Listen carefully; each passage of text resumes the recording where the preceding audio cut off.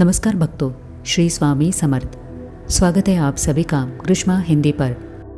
क्या आपके साथ ऐसा हो रहा है कि जिस रास्ते पर आप बहुत उम्मीद के साथ आगे बढ़ रहे हैं वही बार बार रुकावटें आ रही है। अचानक बने बनाए काम बिगड़ रहे हैं, मन अकारण बेचैन रहने लगा है और आपको लग रहा है कि शायद आपकी किस्मत ही खराब है। तो ज़रा रुकिए, सावधान हो जाइए।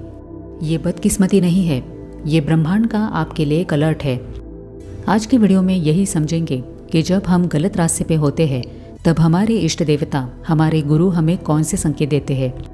जब इंसान किसी गलत दिशा में या किसी खतरे की ओर तेजी से बढ़ता है तो ईश्वर उसकी सुरक्षा के लिए कुछ दीवारें खड़ी कर देते हैं। जिसे हम रुकावटें समझते हैं वो असल में ईश्वर का सुरक्षा कवच होता है। दुनिया भर के करोड़ों लाखों लोग इसी सुरक्षा को श्री स्वामी समर्थ महाराज जी के कृपा के रूप में अनुभव करते हैं, जिन्हें भगवान श्री दत्तात्रेय जी का अवतार माना जाता है। शायद आपके मन में ये सवाल आ सकता है कि मैं तो भगवान को नहीं मानता, या मैंने तो कभी श्री स्वामी समर्थ जी का नाम भी नहीं लिया, तो वो मेरी मदद क्यों करेंगे। यही तो ईश्वर की अगाध करुणा है। ईश्वर का ये संदेश आज आपके पास इसीलिए पहुंचा है क्योंकि शायद आपके जीवन में कोई ऐसा मोड़ आने वाला है जहां आपको एक सही गाइडेंस की ज़रूरत है।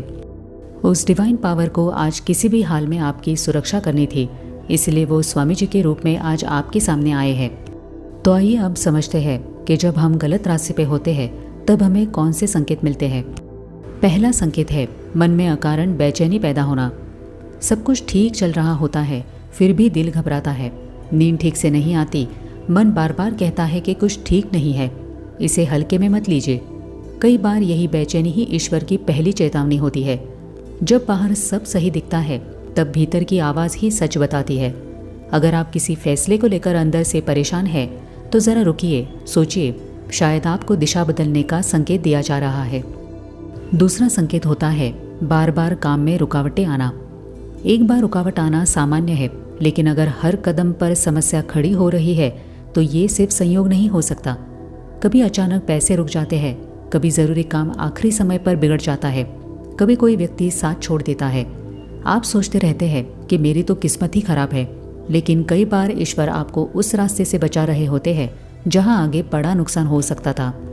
जब हम गलत रास्ते पे होते हैं तो ईश्वर हमें सपनों के माध्यम से संकेत देते हैं। कभी कभी सपनों में अजीब दृश्य दिखते हैं। खुद को सपने में बार बार गिरते हुए देखना, किसी अंधेरे रास्ते पे खुद को अकेला पाना, या हमारे इष्ट देवता को गंभीर मुद्रा में देखना, ये महज कल्पनाएं नहीं होती। जब हमारी बुद्धि मोह माया में उलझ जाती है तब स्वामी जी हमारे अवचेतन मन से बात करते हैं। रात को सोने के समय हमारा मन सबसे ज़्यादा खुला और शांत होता है, इसीलिए ईश्वर उसी समय संदेश देते हैं। अगर कोई सपना बार बार आ रहा है तो उसे नज़रअंदाज मत कीजिए। कई बार स्वामी जी या हमारे इष्ट देवता हमें संकेत सीधे सीधे नहीं देते, बल्कि किसी व्यक्ति या आजकल डिजिटल माध्यम के जरिए से समझाते हैं। आप मन ही मन किसी निर्णय को लेकर उलझे होते हैं और अचानक आपका कोई दोस्त, कोई बुजुर्ग या कोई अनजान व्यक्ति आपको उस निर्णय के बारे में फिर से सोचने की सलाह देता है। या फिर सोशल मीडिया पर कोई वीडियो, कोई मैसेज या पोस्ट बिल्कुल आपकी स्थिति से जुड़ी हुई सामने आ जाती है। इसे सिर्फ संयोग कहकर टाल मत दीजिए। जब एक ही संदेश अलग अलग माध्यमों से बार बार मिलने लगे तो समझ लीजिए कि आपको सावधान किया जा रहा है। पांचवा महत्वपूर्ण संकेत होता है आपके अंदर की आवाज़, आपकी अंत प्रेरणा। सबसे बड़ा संकेत है आपकी अंतरात्मा।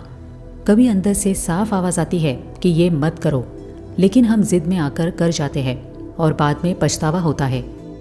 जब आप कोई काम करने जा रहे होते हैं और दिल बार बार कहता है कि रुक जाओ या ये सही नहीं है, वही अंत प्रेरणा होती है। कई बार हम जल्दबाजी में या हमारी जिद की वजह से उसे अनदेखा कर देते हैं, लेकिन स्वामी जी अक्सर हमें अंदर के इसी भावना से संकेत देते हैं। अगर आपका मन सीधे मना कर रहा है तो थोड़ा रुककर सोचिए। अपने दिल की सच्ची आवाज़ सुनना ही सही दिशा की शुरुआत होती है। तो जब हम गलत रास्ते पे होते हैं तो ये 5 ज़रूरी संकेत हमें मिलते हैं। जब इस तरह से संकेत मिलने लगे तो हमें क्या करना चाहिए। ऐसी स्थिति में घबराइए मत, जिद छोड़ दीजिए, तुरंत बड़ा फैसला मत लीजिए। शांत बैठिए, गहरी सांस लीजिए। आपके इष्ट देवता या स्वामी जी से आप मार्गदर्शन मांगिए। कुछ देर उनका नाम जप कीजिए।